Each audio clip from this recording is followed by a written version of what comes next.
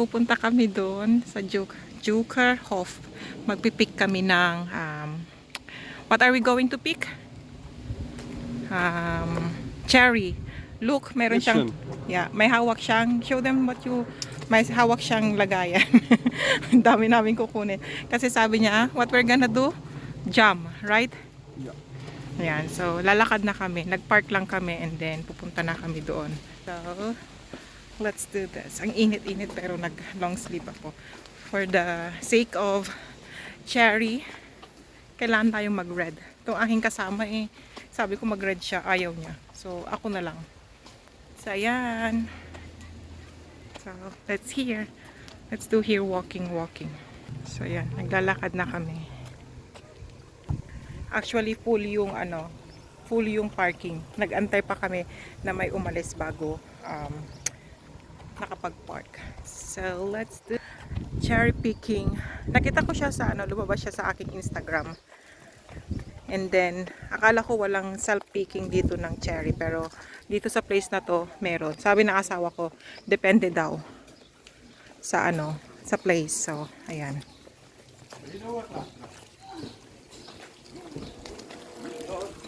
Maraming pumupunta. May restaurant dito. So, roses. Ang daming roses. And mayroong lake doon. Silipin natin mamaya. Then this is church. Ganito dito. Mahangin siya na maaraw. So, ayan na yung Jokerhof. Ayan, nakikita ko na yung signage nila. Let's do this. Ito, apple tree to. Ang daming bunga. O, nakikita nyo ba yung mga bunga niya? So, that's an apple tree. Mayroon din silang apple picking dito. Pero, hindi pa pwedeng mag-pick ng apple. So, ayan. May restaurant siya. Oh. May signage. Walang parking. Ooh. And then, there's the place.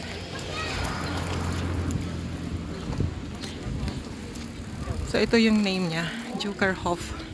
Oh my gosh, ang daming tao. Late na kami pumunta. Oh, ang cute. May signage. Oh, WC. Mayroon siyang ganyan, oh. Picture mamaya doon. And, ito yung lake. Punta muna kami sa toilet. May ganito dito, oh. May toilet sila. Ayan. Tapos may mga what ito? Tawag dito kung gusto mong tignan. Ayan. So, that's the signage. And, eto. Ang ganda dito. May dyan. Hopladen. And, dyan. Pwede kang mag-ihaw-ihaw dyan.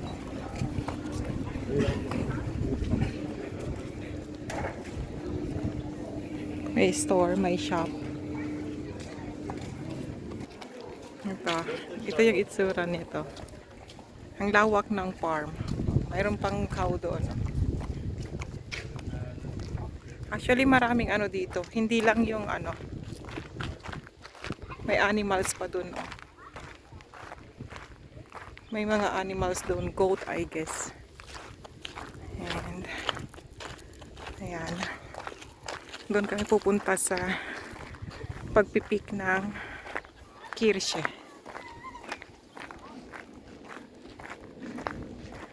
And ang ganda lang kasi look, may lake doon.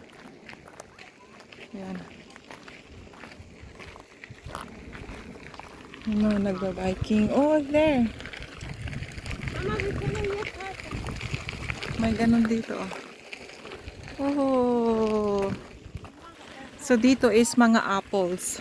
Pero hindi pa sila ready. So apples tong mga to. Ayan. Ito yung gate nila papasok sa apple.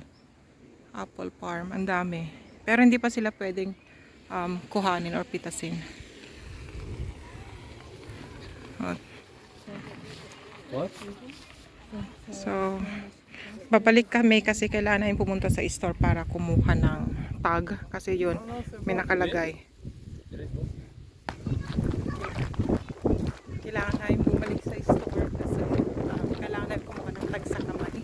So, yun yung palatandaan na pwede kang mag-self-picking ng cherry.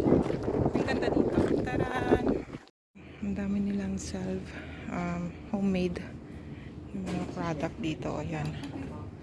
And may mga chips. Ayan. Meron din silang ganito. Kailangan namin kumuha ng pwede kang bumili ng mga gisheng is for gift, mga dried items, flowers, and everything. So, ayan. Yun yung mga pwede mong bilhin for gifts. Ito na yung aming tag and now we will enter here. So, ayan. Yan po yung bayad. So, ang lawak ng farm. Ang lawak ng farm.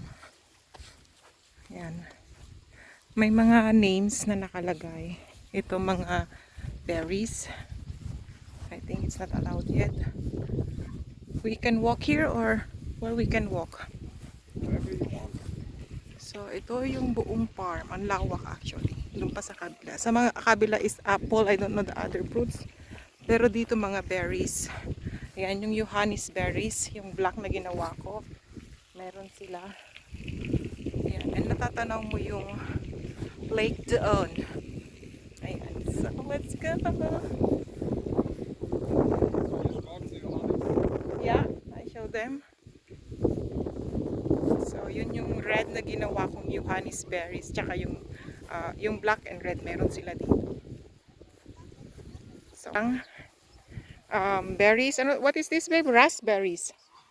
Yeah. May ganyan din yung aking biyanan. Ito mga berries yan. Ayan yung Johannes berries. That's how it looks like. Yeah. Yan, ganyan siya. May ganyan yung aking biyanan. May black and red. So, ito, yung buong yan, cherries yan. Yan kayo mamimitas. So, ang ganda. So, ito siya. Salpluken. Salberpluken. So, salpicking. Give me the small. Ay, this na lang. So, ayan. Nag-start na siyang mamitas. Ayan.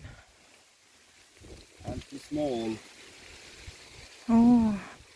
I will go there in the middle. So, ayan. Mag-self-picking tayo. Tingin tayo ng may marami. Ayan siya, oh, ang dami. Pero ang taas, so kailangan naming umakyat. Yung iba nag-aakyatan sila. Ang taas pala siya. So, ibig sabihin, kailangan naming umakyat. Ayan. Ito yung aming cherry self-picking na napuntahan. Yan, ang daming mga cherries. So, kailangan mo palang umakyat. Kasi medyo mataas siya. So, ayan. Zum-Beispiel ito. Ayan. Oh, ang daming mga cherries.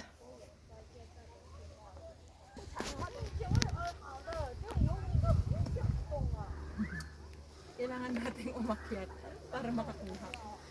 But I cannot pull this. I wait. Ayan. Aray ko. Oh my God, ang daming cherries.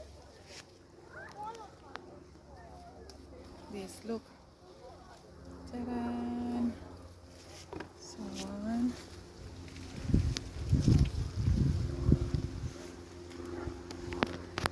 So, ito naman is mga blueberries. Ayan, hindi pa sila hinog. Pero ito may hinog na. So, blueberries yung mga yan. I think, pwede ka ring mag-self-picking. Pero, may mga nagpipik eh. So, ayan, ang dami. Blueberries po yung mga yan. Until there. Oh my gosh. Ang daming nagpipik, oh. Ang dami kong nakuha. And pwede kang kumain dito as much pwede kang kumain dito kahit gano'n kainin mo kasi wala namang nagpapantay sa'yo, di ba? So, tingnan natin. So, mayroon akong tuntungan dito para makuha ko yung mga nasa taas kasi mahirap siya, kailangan mong umakyat. Ayan. Ang dami. Ang dami, oh. Ang dami pala. Pero kailangan mong umakyat para makakuha ka dun ng magaganda sa taas kasi maraming bees, mga insects. So, yung iba, kinakain na siya ng mga insects. So, let's do it. Ito na yung aming nakuha. And dito yung kanya nakuha. Walang mga tangkay. Ako meron. kinukuha ko para mas maganda, di ba? Parang sa tindahan, pag bumibili ka, may mga ganyan. Sabi niya dagdag sa kilo lang yan, pero okay lang yan. Ito yung aming nakuha. Plan naming punuin pero pagod na kami. Ang hirap din manguha kasi self-picking siya. Papagod ka. So we're leaving now this whole cherry picking area. Farm. Yan. Ang daming yung bunga. Kaya lang aakyat ka. Yan. How was it? Nice. Nice? You like getting cherries here? Yeah, it's exhausting. So, exhausting daw yung manguha dito, of course. Kasi, sarili mong pick yung kukunin mo. Dami yung tao, actually. Mostly, family with the kids. Maganda to pag may anak ka, dalhin mo dito sa babalik ka dito. Ang daming ipik na prutas. Ayan. Madami yung mga tao. Doon sa restaurant, ang daming tao. Ang lawak ng farm, and then nakikita mo kasi yung view ng lake. So, dito pwede kang mag-stand dyan, take a picture, and look at that. May mga animals dito. Like goat. Ayan. Ayan sila. Ayan yung mga goat. Ayan. Goat. And this is it. Ang lawak na ito. Sobra. Hindi lang ano yung magagawa. Pwede kang mag-play. Yung mga bata pwedeng mag-play games, pwedeng mag-picnic. May mga tables doon kung saan ka pwedeng umupo doon. Ayan. And marami silang iba't ibang prutas and gulay. Ayan. Pwede kang kumain kung saan mo gusto. May mga restaurant dito. So, ito yung aming pagkain. Kakain na kami dahil napagod kami, right? And this is our view. Harap kami ng lake. So, ganito karaming tao dito. Yan.